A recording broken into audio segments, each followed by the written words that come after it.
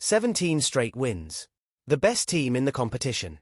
And the NRL erased every single point of it in one afternoon. In 2002, the Canterbury Bulldogs were unbeatable. They strung together 17 consecutive victories, the second longest run in the history of Australian Rugby League. They were on track for their first minor premiership in years. And then, with 3 rounds still to play, the NRL board sat them down and told them it was over. Not because they lost. Because somewhere behind the scenes, someone at that club had been paying players money that never should have existed. This is the story of how the most dominant team in the comp became the team that finished dead last, and why the men who ran the club never saw it coming until it was too late to stop. But the fine and the stripped points were never the real story. The real story is what the investigators found when they started pulling apart the paperwork, and just how many people inside that boardroom knew exactly what was happening, and let it happen anyway. Stay with this one, because by the end you will understand why this club's name became Rugby League shorthand for cheating, years before Melbourne ever kept a second set of books. To understand how far the Bulldogs fell, you have to understand how high they were flying. Coached by Steve Folkes, captained by Steve Price, this was a Canterbury side built on hard, direct football and a roster that looked unstoppable week after week. Hosam El Mosri was the competition's leading point scorer. Nigel Vagana was crossing the line more than anyone else in the league. This was not a team scraping by. This was a machine. By the middle of the season, Canterbury had done something almost no club manages to do. They won 17 games in a row. Add the unbeaten stretch either side of that run and you get 18 straight results without a loss, the most dominant sustained form the club had ever produced. Fans who had waited years for a genuine premiership contender finally had one. The Bulldogs were sitting on top of the ladder, and it looked like nothing could stop them reaching the grand final. Nothing on the field, anyway. Because while the team kept winning, the NRL's salary cap auditors were already asking questions. Every club in the competition operates under a hard cap, a fixed ceiling on what can legally be paid to the top players on the roster. It exists for one reason, so no club can simply buy a premiership by outspending everyone else. In 2002, that cap sat at $3.25 million. And Canterbury was about to prove just how far a club could go past it. Understand why that cap exists in the first place. Rugby league is not like some overseas competitions, where the richest club can simply sign every star player available and dominate for a decade. The salary cap was built specifically to stop that from happening here, to keep smaller clubs competitive against bigger, wealthier ones. Every chairman in the competition signs off on it every single year. Every chief executive swears to it.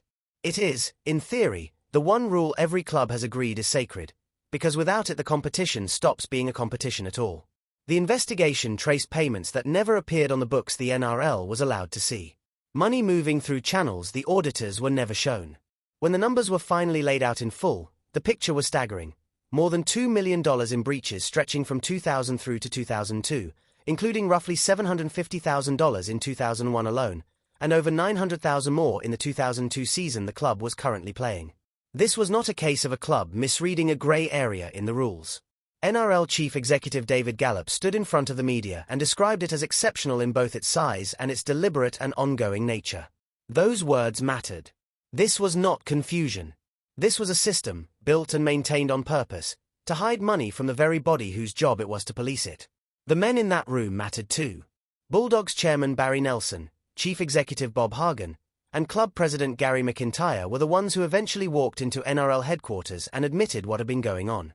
Sitting across from them were NRL board chairman John Chalk, Chief Executive David Gallop, and the league's own salary cap auditor, Ian Schubert. 2 rooms full of powerful men in the same building, and only one side of that table had been telling the truth all season. What made it worse was the mechanism. This was not a simple overpayment or a bonus structure someone forgot to declare. Investigators described an elaborate use of payments funneled through parties other than the football club itself, specifically designed to route money to players while keeping the club's own salary cap paperwork looking clean. Every signature on every statutory declaration submitted to the NRL during that period was, in effect, a lie the club was prepared to keep telling. Think about what a statutory declaration actually is. It is not just a form. It is a legal document, signed under oath, where a club official personally attests that everything the NRL has been shown is accurate and complete. Signing one of those while knowing the real payments were hidden elsewhere is not an accounting error. It is a decision, made deliberately over and over again, across 2 full seasons, by people who understood exactly what they were putting their name to. And here is the part that should genuinely unsettle you. While all of this was happening, the players themselves were out on the field producing the best football of their careers, almost certainly with no idea their own club was quietly building a ticking bomb underneath them. The staff who benefited from a stacked, expensive roster were not the ones who would ultimately pay the price. That fell somewhere else entirely. On the day the NRL handed down its ruling, the number was brutal. A $500,000 fine, the maximum available and a competition record at the time. And then the real hammer, every one of the 37 premiership points the Bulldogs had earned that season, wiped from the table in a single ruling. Not reduced. Not halved. Gone. 37 points does not sound like much until you understand what it actually meant. Canterbury had been sitting on top of the ladder, in position to claim the minor premiership outright. The points deduction did not just cost them a place in the finals. It buried them at the very bottom of the table, handing them the wooden spoon in the same season they had been the best team in the country. Think about the whiplash of that for a moment. 2 weeks earlier, Bulldogs fans were celebrating a last-minute win over Newcastle, still riding the high of that historic winning streak. Then, almost overnight, they were told their season, their finals campaign, their shot at a premiership, had been erased by their own club's decisions in a boardroom none of them had ever set foot in.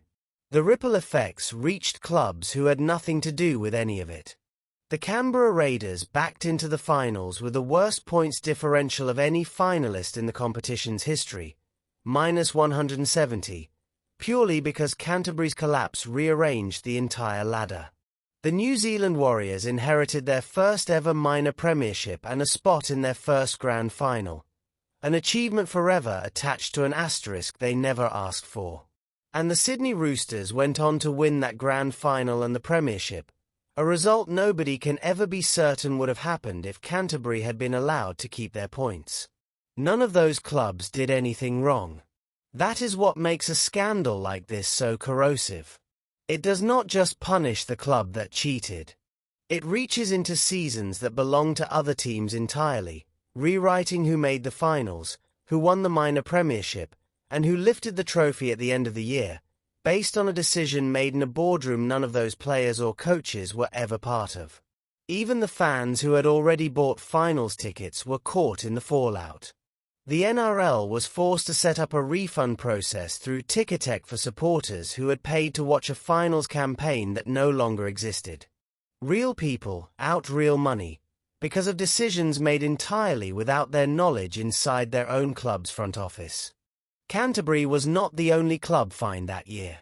The Sydney Roosters, Newcastle, Melbourne, the West Tigers and Brisbane all copped penalties of their own for various cap breaches in 2002. But none of them came close to the scale, or the deliberate construction, of what Canterbury had built. This was not an industry-wide grey zone. This was one club that decided the rules simply did not apply to them. The club did not collapse. Rugby League royalty Steve Mortimer was brought back in to help steady the ship, and by 2003 the Bulldogs had rebuilt to within one game of the grand final, an astonishing turnaround for a club that had finished the previous season with the second worst points differential of any team in the comp. But the name stuck.